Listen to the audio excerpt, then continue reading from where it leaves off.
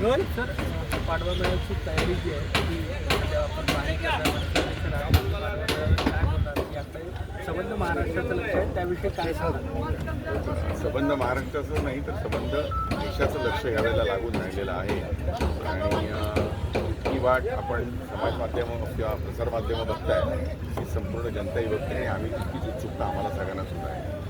Sir मनसेचा महायुतीमधला सहभाग जवळपास निश्चित झाला अशा पद्धतीची परिस्थिती होती कारण अमित शाह यांची भेट झाली त्यानंतर कशा पद्धतीच्या घडामोडी झाल्या मात्र आता 2-3 आठवडे उलटून गेले काही नाही स्वाभाविक त्याचं उत्तर गुढीपाडवा मेळाव्यात मिळेल.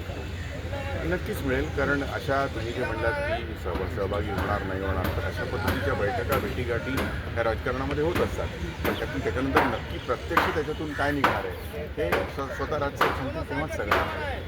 लोकसभा निवडणुकीच्या संदर्भात काय म्हणजे लोकसभा निवडणूक लढवणार आहे सोबत तेच तुम्हाला सांगितलं की नीट लढवणार सोबळावर लढवणार काय लढवणार कुठे लढवणार या सगळ्या प्रश्नांची उत्तरं परवाच्या गुढीपाडव्याच्या सभेला राजसाहेबांच्या स्वतःच्या भाषणामध्येच आपल्याला मिळतील. चर्चा होती की मनसे महायुतीमध्ये सामील होणार मग आता जी गुढीपाडव्याची सभा होणार आहे त्या सभेसाठी कोणाला आमंत्रण देण्यात आलं आहे महायुतीमध्ये की कोण मिळणार आहे याची काही नाही असं काही नाही. हा पारंपरिक आमचा पाडव्याचा गुढीपाडव्याचा मेळावा असतो तसा हा मेळावा आहे त्यामुळे माझ्या माहितीत तरी अजूनपर्यंत इतर पक्षाच्या किंवा कोणाला निमंत्रित केल्याची वगैरे माहिती आता तरी आमच्याकडे उपलब्ध नाही. सर एकीकडे भाजपचे नेते सगळे शिवसेनेवर मनसे अध्यक्ष राज ठाकरे यांच्या भेटीसाठी येतात पण जोगेश्वरीतले मनसेचे काही पदाधिकारी आज भाजपात प्रवेश करतात. एकीकडे तुमच्यासोबत महायुतीच्या चर्चा करायच्या आणि दुसरीकडे मनसेचे पदाधिकारी पडतात असं भाजपचं तुम्हाला षडयंत्र आहे वाटते. मला असे कुठले पदाधिकारी केल्याची माहिती माझ्याकडे तरी नाही आणि असं आहे की आता कुठल्या एखाद्या ठिकाणचे पदाधिकाऱ्यापेक्षा बाकी मोठे मोठे नेते